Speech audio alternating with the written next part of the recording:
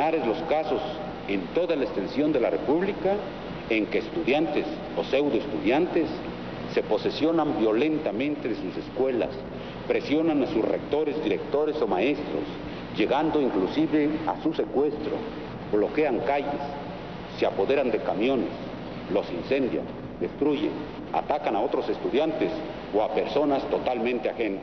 ¿Cómo respondes ante el presidente de la República que se está dirigiendo a todo el país, que está dando una visión totalmente deformada de los estudiantes? Los estudiantes son vandálicos, humillan a las mujeres en la calle, son el caos absoluto y ya llegó el momento de ponerlos en orden y de que esto se acabe, etcétera, ¿no? Cuando dice, y además con una demagogia que no tenía nada que ver con alguien que había aplastado sistemáticamente los derechos agrarios, que estos campesinos de manos toscas que sin embargo contribuyen a la República, en cambio estos estudiantes alentados por profetas de la destrucción, etcétera, era grotesco, de veras, ¿no?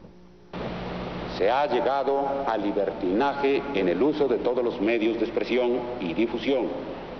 Se ha disfrutado de amplísimas libertades y garantías para hacer manifestaciones, ordenadas en ciertos aspectos, pero contrarias al texto expreso del artículo 9 constitucional. Hemos sido tolerantes hasta excesos criticados, pero todo tiene un límite y no podemos...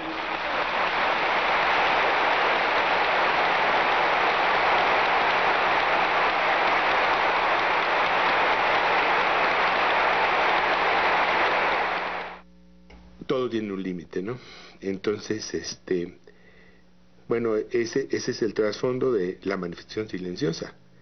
No es una ocurrencia, es que la única manera de hacerle ver al país que lo que está diciendo el presidente son mentiras, lo que está diciendo el presidente son una visión absolutamente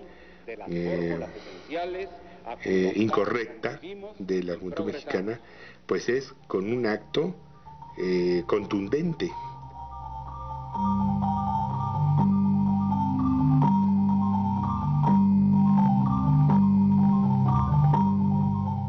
La marcha del silencio es una idea muy feliz de Raúl y de Gilberto Guevara. Deciden que ya se ha dicho tanto, dicen, se ha hablado mucho, se ha gritado mucho, no nos han hecho caso. Si no han hecho caso a nuestros gritos, que atiendan el silencio, estoy resumiendo. Entonces deciden que ponerse esparadrapos, callarse, dejar que los carteles y las mantas hablen, etcétera. Y la marcha parte del Museo de Antropología, al amparo de todos los dioses. No pasa por la villa, que hubiera sido ya la conjunción exacta y pues de luego que hay el murmullo. No es una marcha del silencio, es una marcha del murmullo desde el punto de vista acústico, pero es formidable porque nadie grita.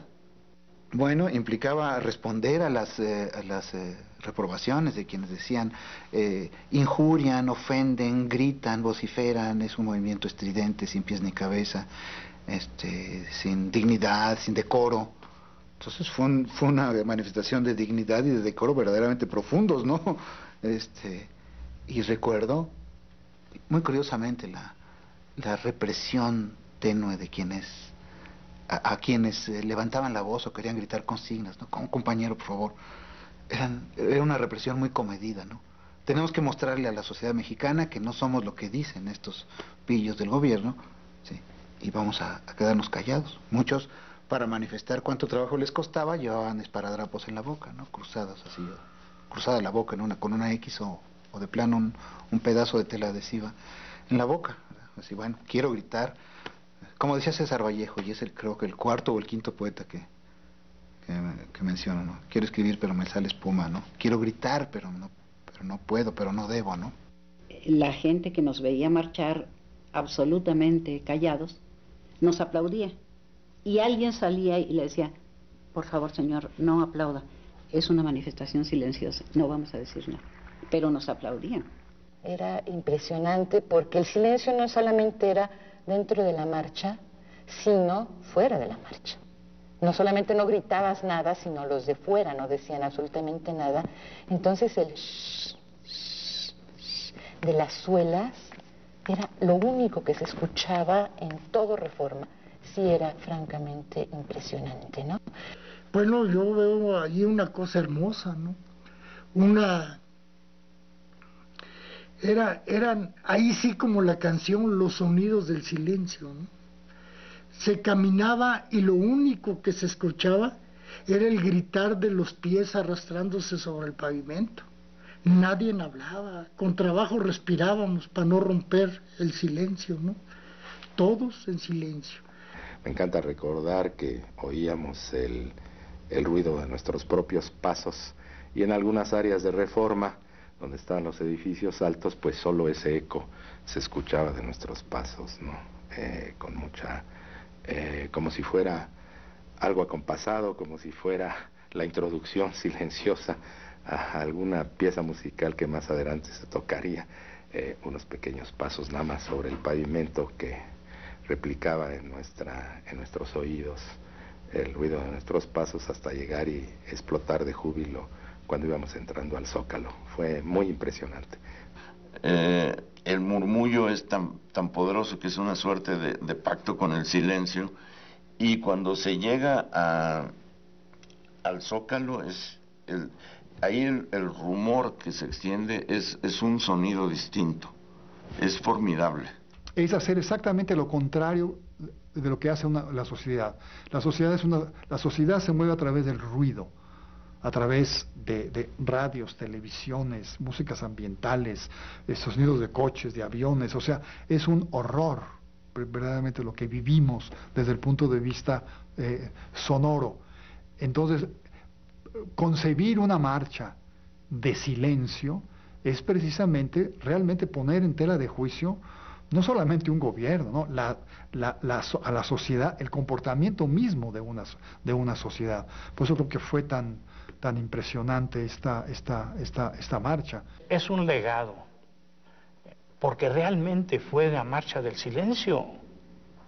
Cientos de miles de jóvenes en silencio, del Museo de Antropología al Zócalo, culminaron en un mitin, pero con una demostración de disciplina, de voluntad, de ganas de cambiar. Fue cuando surge ya muy masivamente el símbolo de la B de la Victoria. Y esa tarde, pero mi mamá sí era aguerrida con nosotros.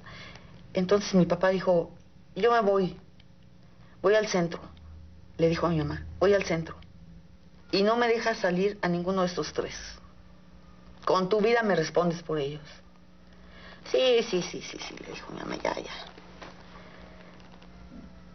Se fue mi papá y como a los 10 minutos dijo mi mamá, ya se fue. Váyanse, pero se cuidan. Y nos fuimos a la marcha, ¿no? Mi hermana por su lado, mi hermano por su lado y yo por el mío. Yo llevaba mi morral de baqueta, que se usaba en esos tiempos, y esta chamarra, que bueno, esta chamarra me protegía de todo, ¿no? Y entonces, por Reforma, yo iba sacando los volantes así de mi morral, porque generalmente no ves a la gente, sino que estás así repartiendo, ¿no? Había tanta gente, Álvaro, tanta gente en el camellón de Reforma, que no me explico cómo. Yo doy un volante y me agarran la mano. Levanto la cara y era mi papá. Sientes la tira, ¿no? Cogió el volante y me hizo así.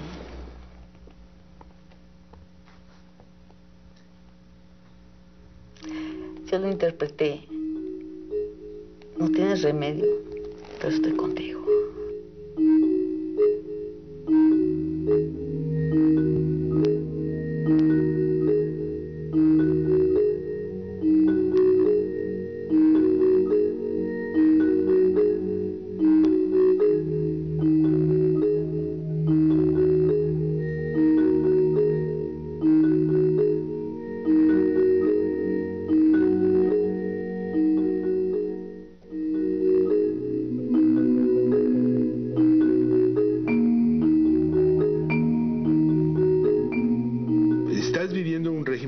represivo, estás viviendo un régimen policíaco, persecuciones constantes, mañana, tarde y noche, naturalmente que siempre está presente la amenaza y la defensa ante una acción represiva. Lo que no estaba eran las dimensiones de la acción represiva. ¿No? Inclusive, por ejemplo, la propia invasión de Ciudad Universitaria, se habían invadido la Universidad Michoacana y Nuevo León y Puebla varias veces y Sonora, o sea, la presencia del ejército era recurrente cada vez que había un conflicto. Van a invadir Ciudad Universitaria, pues sí, la van a invadir. Bueno, ya sabíamos, ya el ejército tenía tiempo alrededor de la universidad, sabíamos que iba a entrar, pero nunca creímos que eso fuera a suceder. Que el ejército, pero además el ejército no 3 soldados, ¿no? Ni los judiciales, ni los carros sin placa, ni nada de eso. Tanques iban en dirección hacia la universidad. Y esta vez me hablaron por teléfono y me dijeron, ahora sí señora, ahí va el ejército ya. Le dijo, ay, otra vez, y me dijeron, no, ahora sí va en serio, porque acabamos de ver que pasaron todos los camiones y todos con rumbo. Por el viaducto iban rumbo al sur, rumbo a la ciudad universitaria. Ya había muchas amenazas de que iba a entrar el ejército, y nos pasó eso de que ya no lo crees, de tanto que te lo dicen, ¿verdad? Ya no lo crees. Entonces, cuando realmente debimos de haberlo creído, pues ya no se pudo. Yo comencé a oír es impresionante, las botas del ejército avanzando, son impresionantes los ruidos. Estábamos presidiendo la reunión del consejo cuando llega un compañero veterinaria y dice, córranle que ahí está el ejército. Entonces pues nadie le hizo caso, seguimos nosotros sesionando, pero al rato empezamos a oír el corredero y el gritadero de muchachos por los pasillos, ¿no? Entonces, no, pues sí, no, pero más despuesito empezamos a oír los estoperoles y el ronronear de los motores de las tanquetas, y la decisión que se tomó, bueno, pues salga cada quien como pueda y como se pueda, sálvese, ¿verdad? Aquí cada quien es libre. Cuando de repente vimos a unos soldados ahí, entre los árboles, y yo lo único que dije, ¿qué es esto? Se nos acercaron, traían así las bayonetas, y nos dijeron, así como arreándonos, hacia la explanada de Rectoría. Y ya no pudimos avisarle a nadie. Traían unas lamparotas como focos de avión, iluminando así entre los árboles, a ver quién estaba ahí escondido. Cuando de buenas a primeras, ya en altavoces, dieron la orden de, bueno, están ustedes, esto es la ocupación de la ciudad universitaria, están ustedes bajo arresto, está hablando el ejército, es una operación militar. Todos los que estén en el lugar donde estén, diríjanse a las paredes y pónganse con las manos en alto, y los que no tengan pared, pónganse en el suelo. Esta es una operación militar. Todos a obedecer. Y entonces unos gritaban, ¡súbanse a los árboles! Y yo dije, ¿qué? ¡Vámonos! Varios corrimos, nos subimos a los carros, a los toldos y brincamos la barda que está por odontología. Nos brincamos y les tocamos a los padres de ahí de la iglesia y nos abrieron la puerta. Nos subieron al mirador de la iglesia esa y vimos cómo los militares estaban saqueando la universidad. Un saqueo, microscopios, todo lo que tú quieras imaginar, laboratorios arrasados, todo lo que tú quieras. Lo hicieron los estudiantes. En su coraje de ver venir al ejército, rompieron. ¿Cómo diablos vamos a hacer eso? El espectáculo sobrecogedor de la ciudad universitaria devastada por el ejército, ¿no? Humillada, mancillada por el ejército, sí. Y era realmente una impresión muy devastadora, ¿no? Porque una casa llena de actividad, de inteligencia, de curiosidad, de rebeldía en el mejor sentido, ¿no? De creatividad, ¿no? Pero eso fue una herida muy profunda en la universidad. Entonces nosotros llegamos, ahí cuando vamos avanzando, luego nos detiene un comando del ejército, eran varios ahí, y vamos, ¿no? Y ahí nos llevan a la explanada de la rectoría, y ahí estuvimos 43 mujeres, donde había de todo. Había bailarinas extranjeras, estaban las atletas que ya estaban practicando para la olimpiada. Ahí el ejército agarró parejo, ¿eh? El ejército no supo ni a quién detenía, ni a quién no detenía, ni nada. Con una salvedad, no dispararon un solo tiro. Entraron, había exámenes profesionales, había reunión de muchachos, había edición de panfletos y todo lo que tú quieras. Y entraron y coparon a toda esa reunión de personas que estaban, alrededor de 1000 y tantas personas. Fuimos los campeones mundiales de presos políticos, el 18 de septiembre de 1968. Lo del 18 de septiembre alienta por la resistencia psicológica y moral de los estudiantes y profesores, que aún tendidos en el suelo hacen la B, porque se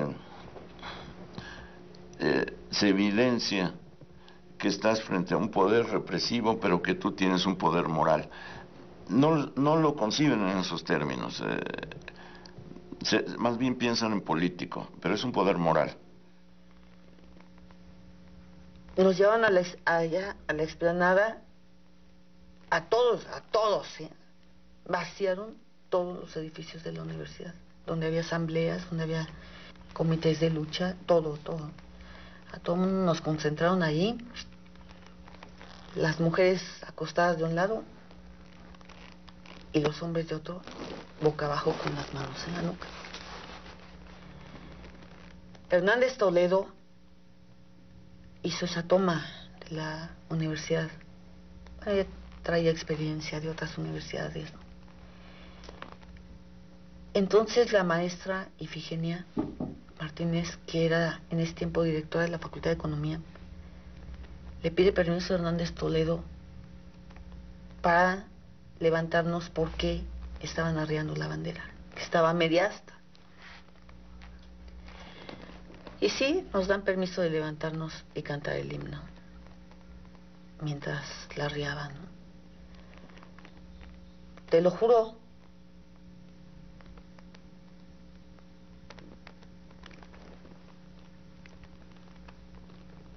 que a todos se nos hizo un nudo en la garganta. Hombres y mujeres, estoy segura que llorábamos.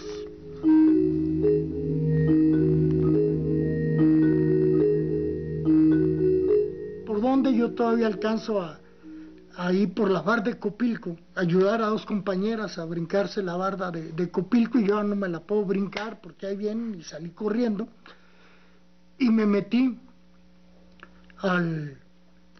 ahí donde está Filosofía hay un sótano abajo, me metí por las escaleras ahí, y la universidad ya estaba totalmente desolada, y empezaron a bajar los soldados hacia el sótano. Termina eso, nos suben a los camiones de asalto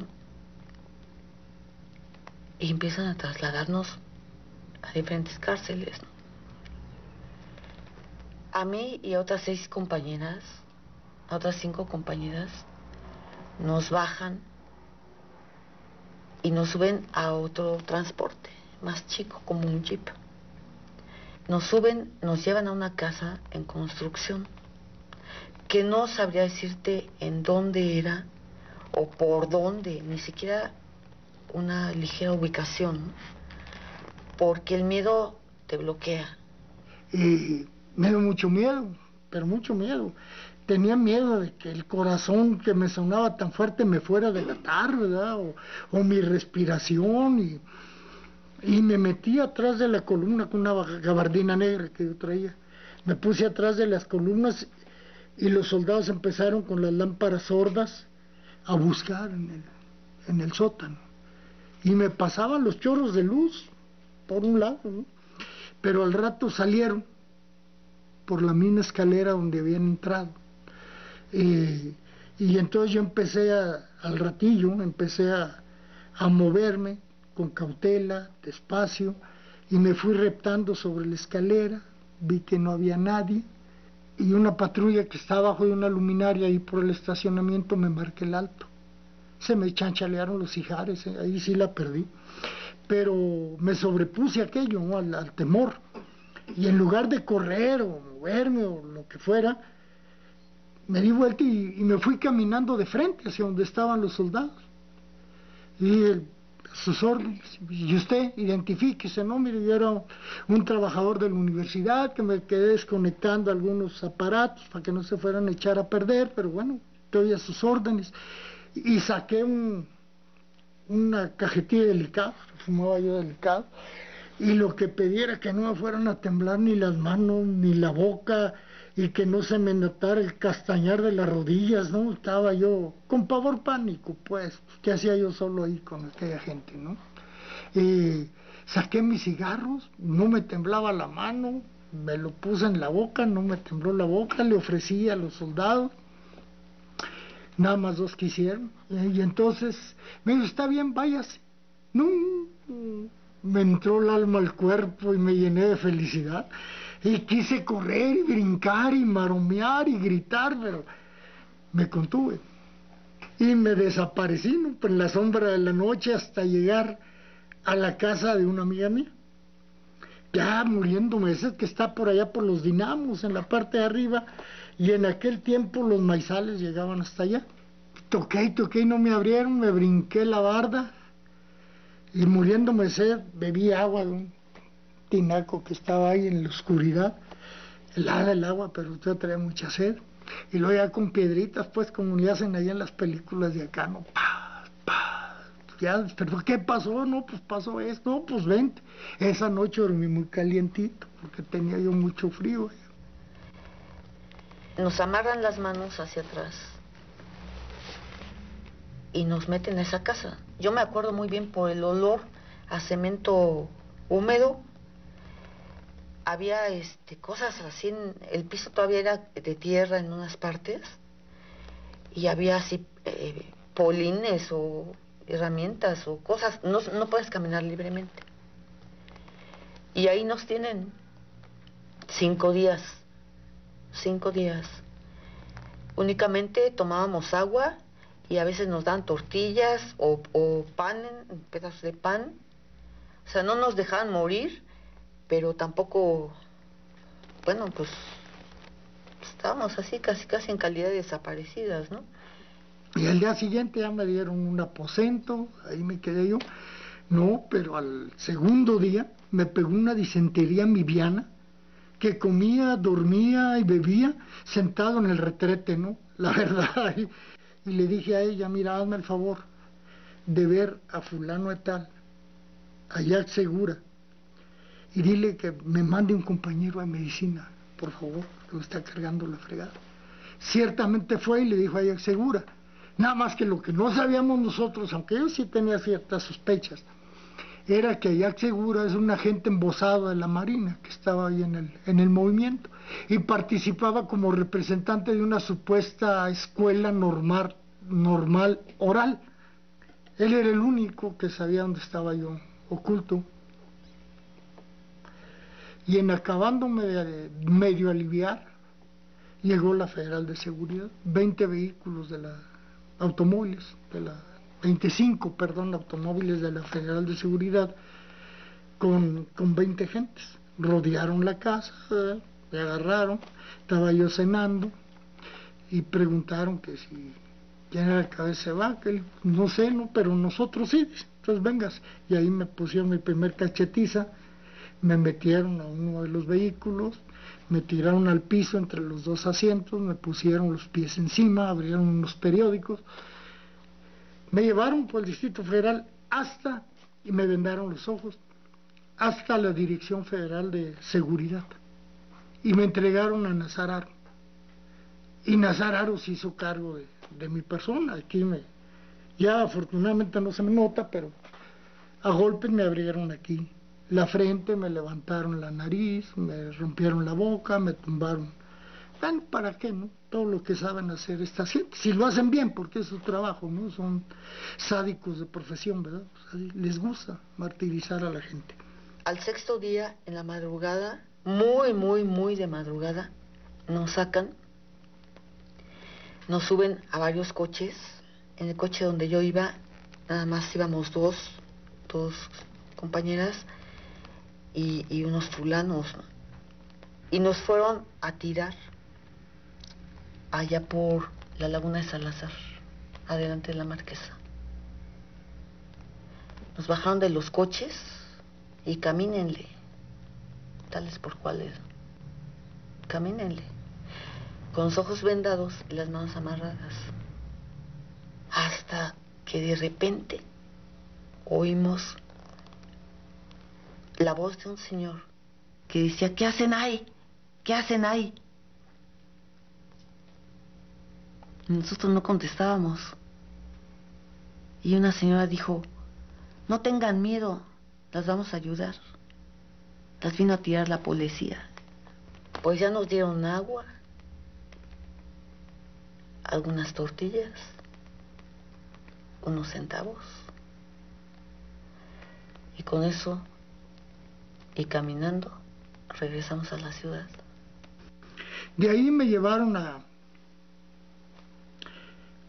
Lecumberri, todo bañado de sangre, etcétera, etcétera. Y ya al tercer día, al segundo, no, creo que es el segundo o tercer día, es lo de menos. Lo importante es el hecho. De ahí me sacaron y me llevaron a hacer mi declaración, a ponerme en manos de un juez.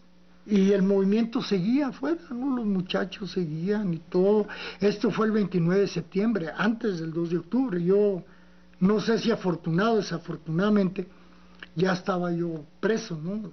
Pero sí me acuerdo cuando yo llego, toco la puerta y abre mi papá. La cara que hizo, como de miedo y como de que no lo creía, porque me habían estado buscando en todos lados y nadie sabía nada. Y me ve, nos abrazamos tan fuerte. Yo creo que también él lloró. La cuestión fue que cuando nos sentamos a comer, porque en ese tiempo todavía las familias comían juntas, ¿no? Cuando nos sentamos a comer, me dijo: cuando Miguel de Unamuno salió de la cárcel, dijo, su primera frase fue: como decíamos ayer. Y como decíamos ayer, fíjate que empezó la vida como normal, ¿no? La vida así, aquí no pasó nada, todos seguimos igual.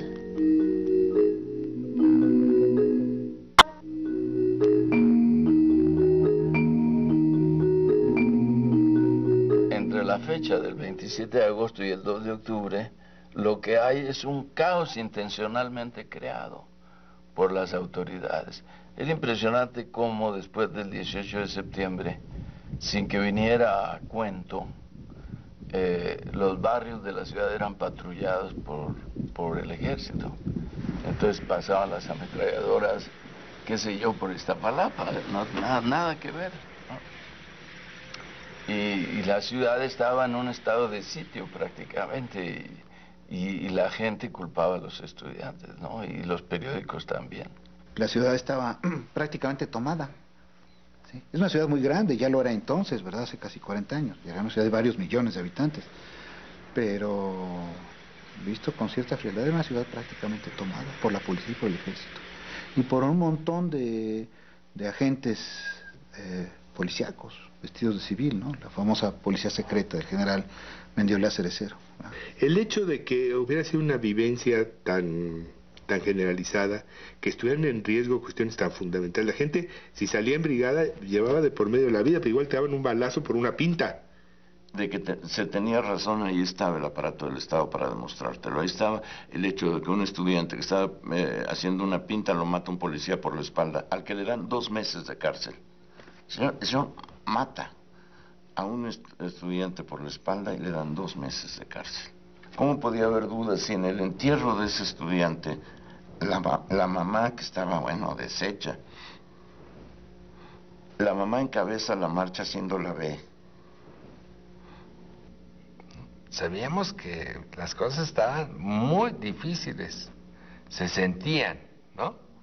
Ya sentías los niveles de operaciones represivas de otra manera, ¿no?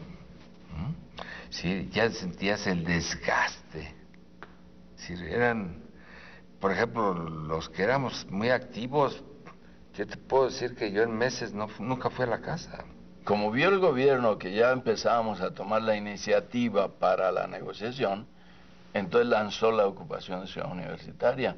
Entonces ya no tuvo lugar donde reunirse el Consejo Nacional de Huelga, se desorganizó, se dispersó.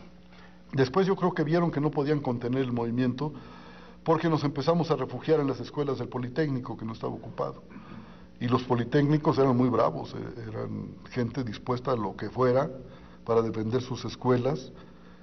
Hubo grandes enfrentamientos en el Politécnico, hasta que una noche también tuvo que entrar, intentaron entrar los granaderos y después de varias horas de cargar contra los estudiantes no pudieron y entró el ejército. Cuando se va al Politécnico, la gente del Politécnico ya estaba muy preparada.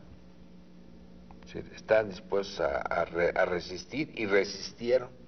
Ayudados, algo que lo cuentan mucho los politécnicos, por la gente del barrio, por los propios niños metían piedras y metían cosas y las señoras hacían lo que podían por ayudar en el casco de Santo Tomás.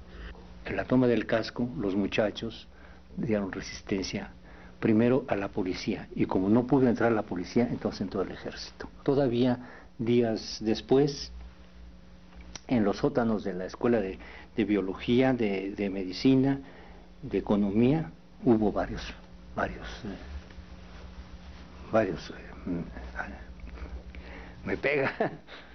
cadáveres.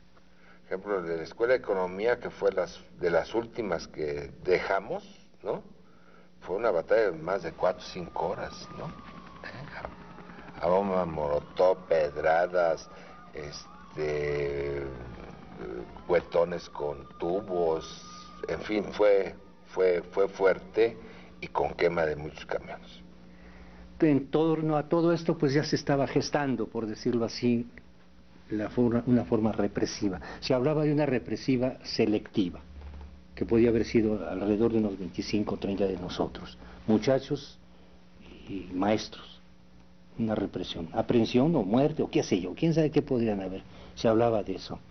Pero después de lo que nosotros consideramos que había sucedido en el caso de Santo Tomás, y habían dejado la universidad, porque la universidad nada más estuvo ocupada por 8 días, pero después lo que vimos en Santo Tomás, con la resistencia de los muchachos, la entrada de los policías y la entrada del ejército, y la cantidad de muertos que hubo y todo eso, dijo, la situación es bastante grave. Haremos otro mitin en Tlatelolco, hablábamos de una tregua, en fin, vamos a tratar este asunto de tal manera que lleguemos a un arreglo, porque ya son más y más y más muertos. ¿Esto a dónde va a llegar? No queremos sabotear las Olimpiadas.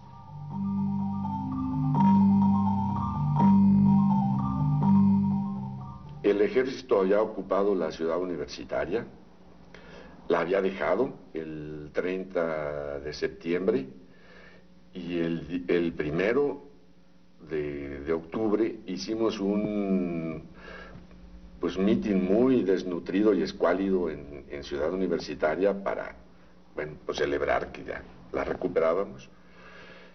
Y en la noche, allí nos mandó decir la rectoría que el presidente había nombrado 2 representantes personales y que querían hablar con nosotros para resolver ya el asunto.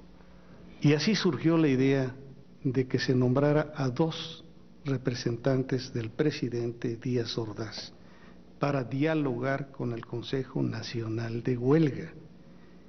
Esos jóvenes fuimos su servidor.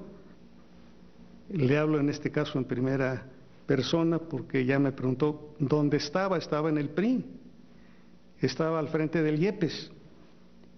Y la otra persona propuesta por el señor Reyes Heroles fue Andrés Caso Lombardo. Cuando don Javier Barrosierra nos propone, con la autorización de Reyes Heroles y de Martínez Domínguez, el presidente Díaz Ordaz nos tenía bien conocidos y aprobó la designación que le proponía don Javier. Así comenzamos las pláticas. Y nos reunimos en la mañana en casa del rector Barrosierra, la mañana del 2 de octubre. No salió muy bien la plática, porque allí insistió la delegación nuestra del Consejo, que éramos Muñoz, Anselmo Muñoz, Gilberto Guevara y yo. Insistimos en que estábamos ahí para plantear cómo se hacía el diálogo, no para tener el diálogo, no para responder sí o no a tal oferta, a tal ofrecimiento. Miren, de esto el gobierno ofrece resolverlo de esta manera, y decir sí o no, no. Nos presentaban esa solicitud o ese condicionamiento: sí diálogo con ustedes, pero sí presencia de 150 o 200 estudiantes o qué sé yo, pero un número superior a 100. ¿Por qué? Porque ellos querían tener representantes de los diversos grupos estudiantiles del país y del Distrito Federal. Creo que ese era el motivo. Nuestra respuesta fue obvia: si con 4 o 5 es difícil dialogar, con 100 o más es imposible. No aceptamos. Eso se oponía a nuestra demanda de diálogo público. Iba a ser una plática con representantes del CNH y 2 representantes de la presidencia. Manifestamos que nosotros no admitíamos condiciones, que una reunión masiva con 2.000 estudiantes y nosotros en medio era el equivalente a un circo romano, y no estábamos dispuestos a ser mártires de ningún circo romano, y que el presidente no nos había designado para eso, sino para entablar un diálogo constructivo, que se llegara a alguna cosa. Dijimos que las condiciones las pondríamos recíprocamente en un plan de buena fe, de buscar soluciones, y de lo contrario resultaba nugatorio el referido diálogo. Entonces, de la Vega dijo: esto es una vacilada, están ustedes bromeando, yo vine aquí con poderes para resolverlo, supongo que ustedes también lo traen de parte del CNH. No vengo a otra cosa, sino a resolver el conflicto. Y se levantó. Gilberto también se levantó y dijo: pues sí, miren amigos, ¿sabe qué? Y Gilberto dijo, porque dijo creo Caso, miren amigos, es que... Y Gilberto también se levantó diciendo: aquí no venimos a ser amigos. Fue un truco para encubrir la represión gubernamental. Nosotros el día 1 de octubre, la noche del 1 de octubre, nos enteramos que existían Caso y de la Vega. O sea, de tal manera que, ¿cuál negociación? Era un movimiento táctico que el gobierno estaba haciendo con vistas a la represión que se iba a dar al día siguiente.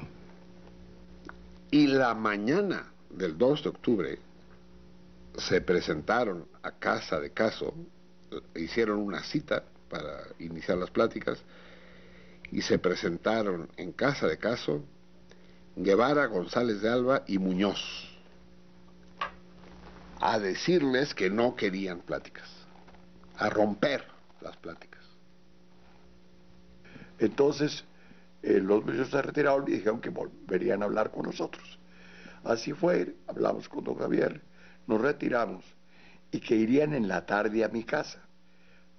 A las 6 de la tarde, un poquito antes, estábamos Jorge La Vega, Fernando Solana en mi casa, esperando que llegara la representación estudiantil. Empezábamos a romper el hielo, éramos desconocidos prácticamente, todos nosotros, nos conocíamos Caso y yo y Solana, pero a los estudiantes no nos conocían. Cuando surgió una llamada creo que fue del Estado Mayor Presidencial, indicándonos que prendiéramos la televisión, que viéramos los lamentables acontecimientos que ocurrían en ese momento en la Plaza de las Tres Culturas, en Tlatelolco, ¿no? Bueno, la prendimos, creo que todos nos sentimos consternados, atemorizados, no sé cuál es el término más correcto, pero sí nuestra intervención fue tardía.